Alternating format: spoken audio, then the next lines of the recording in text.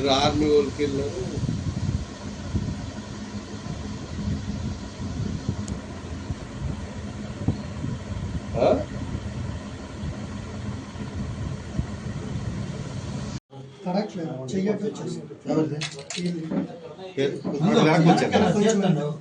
లక్షల వరకు అక్రమంగా క్లెయిమ్ చేస్తారా? దానికి ఫేక్ డాక్యుమెంట్లు, ఫేక్ సర్టిఫికేట్లు సృష్టించారు. దీనిపైన మీరు కంప్లైంట్ ప్రతినిధులకు, ప్రింట్ మీడియాకు అందరికీ నా నమస్కారములు. నా పేరు బిండి గోవిందరావు, జడ్పీటీసీ ఆమదాలవలస, వైఎస్ఆర్సీపీ పార్టీ. మా ఊరికి చెందిన ఎక్స్ సర్పంచ్, తెలుగుదేశం కార్యకర్త అయిన ఎండ అప్పలనాయుడు అనే వ్యక్తి గత తెలుగుదేశం ప్రభుత్వంలో అధికారంలో ఉన్నప్పుడు 2017-18 సంవత్సరంలో తన తమ్ముడైన ఎండ గణపతిరావు పేరున ఎల్ఐసి మరియు వివిధ కంపెనీల్లో ఆయనకి క్యాన్సర్ నిర్ధారణ అయిన తర్వాత చనిపోవడానికి 6 నెలల ముందులో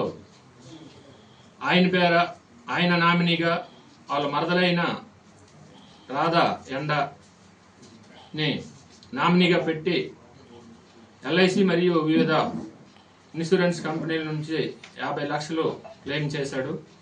ఆయన తేదీ 27/1/2018 సంవత్సరంలో జేమ్స్ హాస్పిటల్లో రాగోల్లో చనిపోవడము జరిగింది. అలాగే అతని చిన్న అన్నైన ఎండ అప్పారావు, ఆయన ది ఆమదాలవలస కోఆపరేటివ్ షుగర్స్ లో వర్కర్ గా పనిచేసి రిటైర్ అయ్యారు.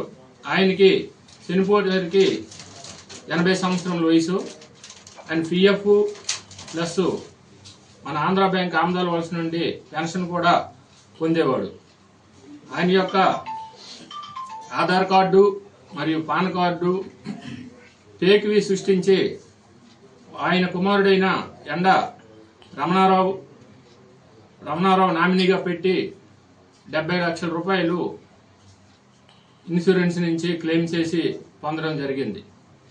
అలాగే ఆయన మళ్ళీ ఇప్పుడు ఈ కూటమి ప్రభుత్వం వచ్చిన తర్వాత ఇంచుమించు ఇసుక దందా, ఇక్కడ మన దూసి నుంచి ఇసుక దందా అన్ని కూడా ఇల్లీగల్ ప్రోగ్రామ్స్ చేస్తున్నాడు. అలాగే ఇంకా ఇన్సూరెన్స్లు కూడా బోల్డ్ మంది పేర ఫేక్ సర్టిఫికేట్లు సృష్టించి ఇన్సూరెన్స్ కూడా చేయించారు. అవి కూడా మరలా తీసుకోవడం జరుగుతుంది.